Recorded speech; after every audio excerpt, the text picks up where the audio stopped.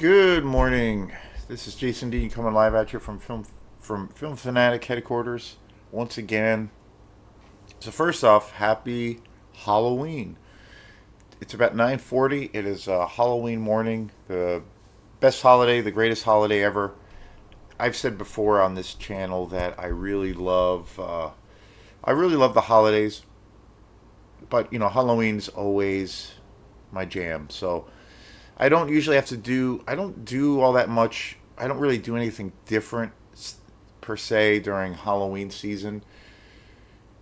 I don't really do anything, as far as decorating your house and those kinds of things. Like my house is kind of, for the most part, decorated with a Halloween kind of vibe or aesthetic year round. So, and then the other thing is I watch horror movies all year round. It doesn't matter what season it is or what month it is. So there, the one thing that I do, I guess, or a tradition that I have for Halloween is I always watch. There's two movies that I always watch on Halloween, and I always make it a plan to do that. Other than that, it's kind of the same thing. I usually like to do something fun on Halloween. Obviously, I played a gig of like two weeks ago, and it was a Halloween themed party. So there was a costume contest, and it was fun. I got everybody got dressed up. There were some very cool costumes. But the thing that's just kind of odd about it to me is it was like 2 weeks ago. So it's not like I'm a firm believer in celebrating whatever holiday it is, or even birthdays, the day of.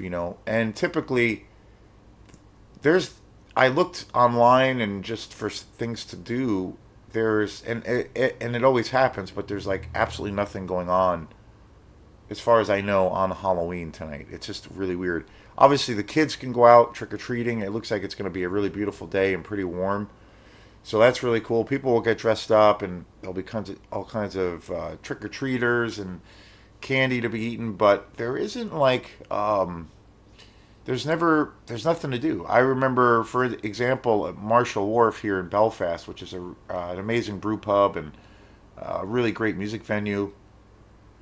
For years, they used to have these big parties on Halloween, and it would be a rager. I mean, it was nuts, and that doesn't happen anymore. There's like nothing going on. It's just a regular bar night, as far as I know. But what I'm gonna do tonight is I'm gonna have a little mini party. I'm gonna have some friends over, and we're gonna watch Halloween, and then Halloween 2, the original, the original being John Carpenter's uh, iconic classic. I got that. I finally got that movie, a really great version of that movie on Blu-ray. I have numerous copies of that movie, but for some reason I had a hard time finding a definitive version of that movie. So, and then I also have the sequel, which is a really great film, Halloween 2, which basically follows the timeline of where Halloween 2 takes place like a few hours after the first one. And I've had that on Blu-ray for quite a while, so it'll be fun. And I know one of my friends that's coming over said that she has never seen the original part 2. So that'll be fun. We're gonna get some pizza and some food, and then the other thing I've been toying around with is doing like a live kind of recording like a live watch party of the film. It was something I tried doing a year or two ago, where we were gonna have this party at my house, and we were gonna do a watch party of Freddy vs. Jason, because I was in the midst of doing a whole video series on the entire franchise for Friday 13th, of which I'm doing another round of, and I'm just about done with that. But had to cancel. Things got in the way, and then I just never did it. Never did it again. So then I thought about doing this. So we'll see. I'll see how things go, and I might record tonight just for the hell of it. and just do like a live watch party. It could be a fun little adventure or experiment. But the other thing that struck me today was the copyright infringement, how that works. Playing people's music, playing other people's material, basically.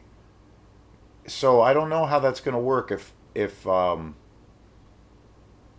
record the show and record us watching two movies and just kind of recording the banter and just whatever happens. It could be really boring, it could be funny, whatever. But I was thinking, wow, could I do that like legally with the copyright infringement? So that's a thing, and because I did a show way back a few years ago on Daft Punk, and I used to do Facebook live videos. That was the first time, my first kind of adventure, or the first time that I ventured into doing video stuff on my own. And I had never done it before, and I did a show on Daft Punk, the famous House, the iconic House artist. When a few years ago, when they announced that they were breaking up, I decided to do a video about them and how influential their music is to me and continues to be, and especially, a huge influence on my band Quantum, especially their early work. And so I did a show, like a tribute for them, but then the beginning of the show, I basically played one of their tracks. I think it was a track from Discovery, and not thinking anything of it. And I recorded the show, and then I posted it, and then it got flagged within 10 minutes, and I don't think it even exists anymore. And it was all due to copyright infringement. So I'm not sure how that will work. I'm thinking I could like record parts of tonight, not with, because if the movie's playing in the background and just people are talking and just bullshitting or whatever, that's probably fine. But if like the whole opening sequence, of course, the iconic opening sequence with the theme of Halloween, having that played straight through and having that recorded and then posting that, I think that would be a definite like red flag for copyright infringement. But we'll see. But it is what it is. So, but that being said, the only thing that I do differently is there's two movies that I always watch on Halloween, and that is John Carpenter's Halloween, one of the most iconic slasher films, one of the most influential slasher films of all time. I've done multiple shows on that movie on this channel. I think I've done like 3 different videos on that movie. So that's a tradition for me. I always watch it on Halloween or Halloween week.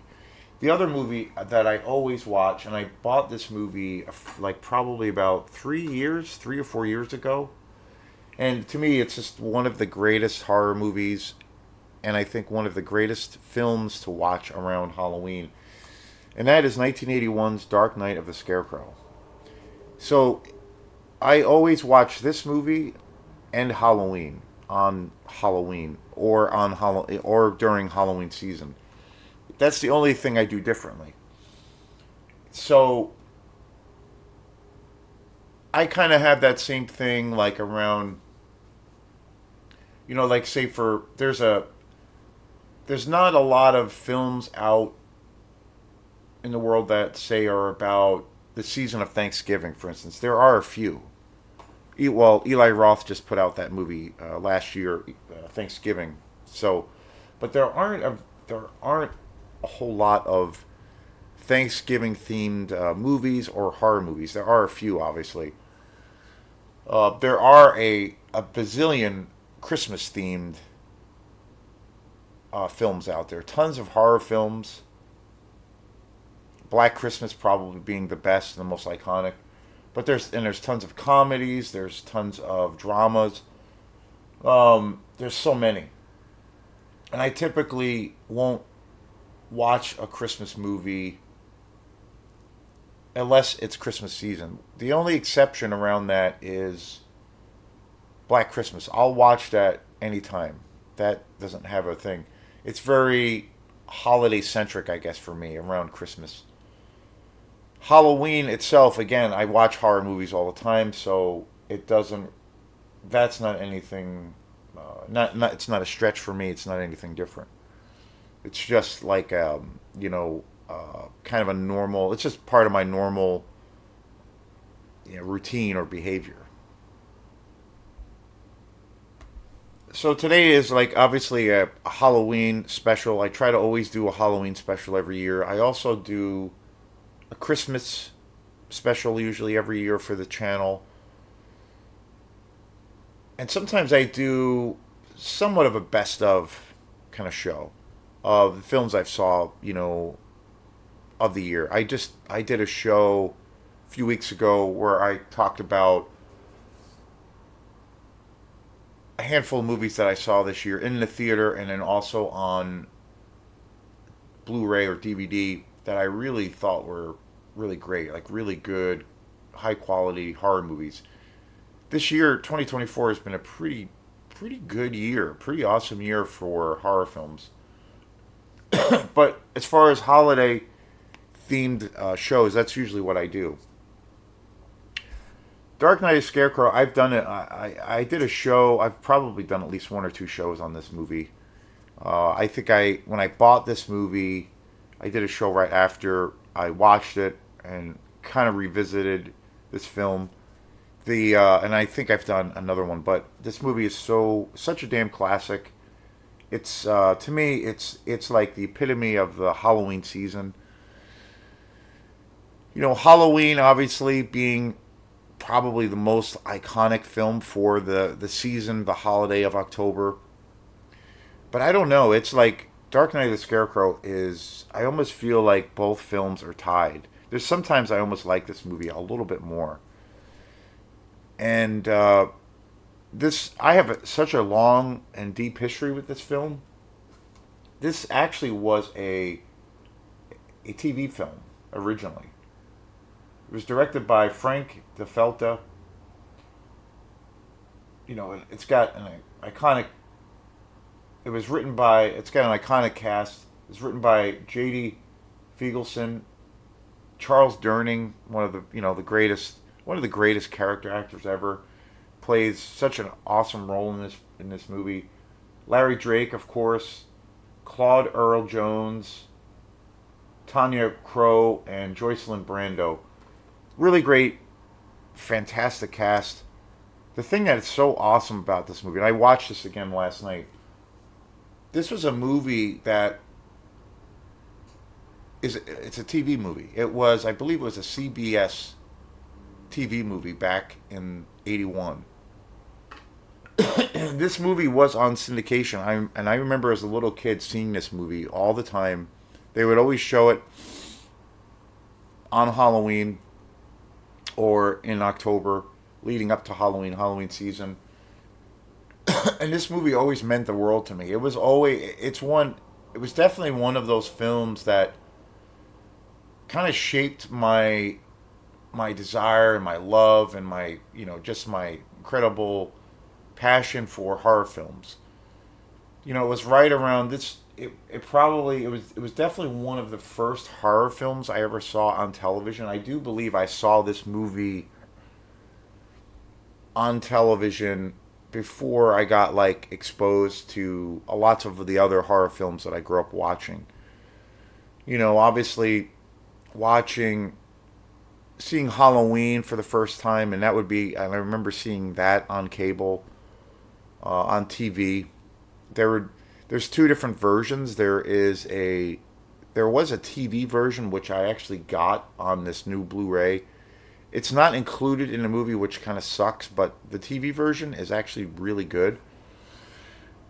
But Halloween and of course the Friday 13th series, that was a series that I saw as a kid, and then I eventually rented those movies on uh, VHS,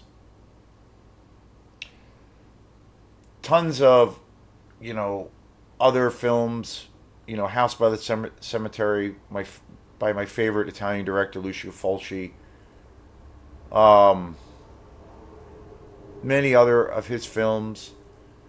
Dario Gento, of course. Also, just so many great horror films at that time. But when I was in middle school, and I think I was in fifth or sixth grade, I think I might have, yeah, I think I might have even been in high school or the last year of middle school. But I remember kind of like it was yesterday.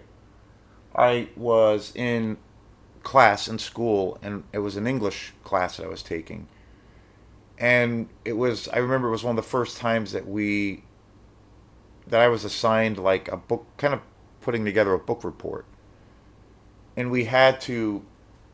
I remember the teacher presented all of these different choices. There were different writers. I think some were like um, Shakespeare. There was some other stories that were more fairy tale driven. Different writers. I think it might even been Stephen King, and then another option that we had to check out was Edgar Allan Poe. And I remember picking randomly Edgar Allan Poe, and I remember reading uh, a couple of his short stories or in a couple of his books. And what we had to do was we had the option to pick whoever we wanted, and then we had to read a couple of his books, or at least one, and then write like a little book report on that, on on those stories, on the authors. And I remember I got Edgar Allan Poe, and that's literally how I got into horror. That was it. And I think right around that time, I hit, again, I had never been. It was my first exposure to the macabre, to the darker side of entertainment, if you will. And I just, I felt at home. I felt like this is amazing. This is my jam, even at a young age. And that's definitely where it started. And I do believe Dark Night of the Scarecrow might have been the first horror movie that I saw on television, because again, this was a TV movie. So, I had not seen this movie for years and years and years, and it was about 3 or 4 years ago. I was in Bull Moose, surprise, surprise, and I came across this movie on Blu-ray, and I almost shit myself. I was like, no fucking way, holy shit. And since then, this is an amazing transfer of this movie. There's a lot of great special features. I've watched this movie so many times since I bought it, I can't even count. I just watched it. Well, I watched it last night, and I watched it maybe a few months ago. This movie is just so amazing, and I love this movie more and more every time I see it. And the thing that I'm always so blown away by with this movie is just how atmospheric this movie is. And it's essentially like a G-rated movie. And to me, it just blows my mind, because I think this movie has so much atmosphere, and it's such a dark movie. It's like every time I watch this movie, every time I put in Dark Night of the Scarecrow, I do get something different from it. It's pure 80s, 81. I mean, prime time, as far as like, all the best horror was coming out, late 70s, mid 70s to the early 80s to mid 80s. That was the golden kind of era, the golden period. And this is just another example of that amazing period in horror. And as much as I love slasher films are my favorite. I love copious amounts of boobs and blood and gore and sex and trash and garbage. And this movie literally has none of that. It's a TV movie, so there's no sexual things that are shown or even really talked about. There aren't any like gruesome kills per se. There's,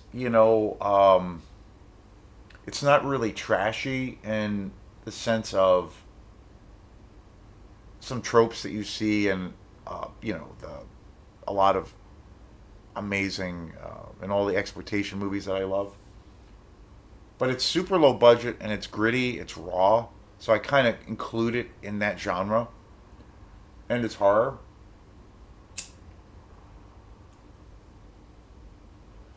But this movie, I think, truly has some of the spookiest atmosphere ever captured on screen.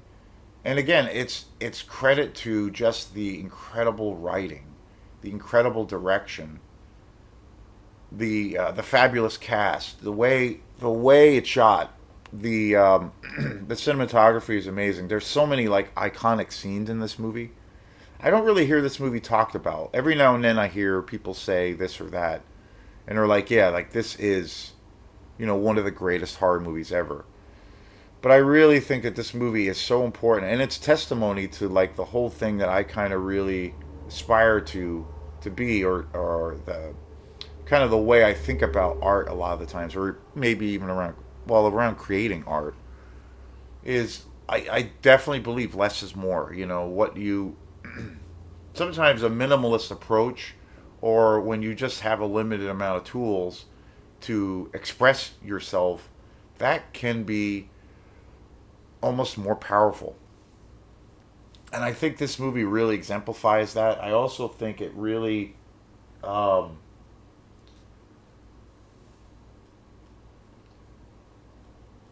shows what you can do with just telling a good story. And the other thing that I think another amazing facet as to why I believe less is more, and why I think it really really works, is it really leaves when you're watching something, a film that has that kind of aesthetic to it, it leaves a lot of room for your own imagination. So you imagine a lot of things. While a perfect example is, the first Alien, Ridley Scott. That it has so much suspense to it, but you are kind of imagining certain things that are happening, but they don't actually happen per se, where you're seeing it. The Dark Knight of the Scarecrow is incredible because it's a essentially a ghost movie, a gothic horror film, or a ghost movie, or even you could maybe even say to a degree it's like a monster movie. The thing that's so awesome is they do not show the Scarecrow or the monster to the very very end. And there's such a level of suspense in this movie that you kind of don't know. It's a revenge story, and you kind of don't know, even watching it as many times as I've seen this movie, it has a level of suspense and the way it's edited that there are moments in this movie where you're not really sure who the killer is until the very end, and until there's like the reveal.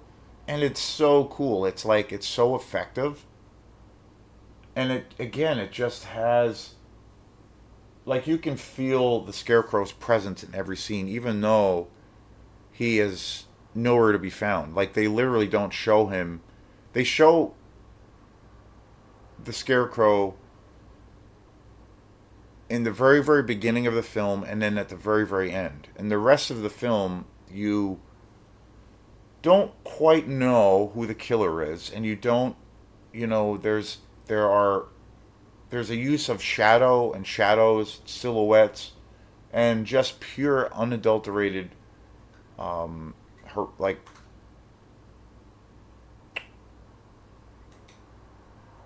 suspense. This movie is so suspenseful,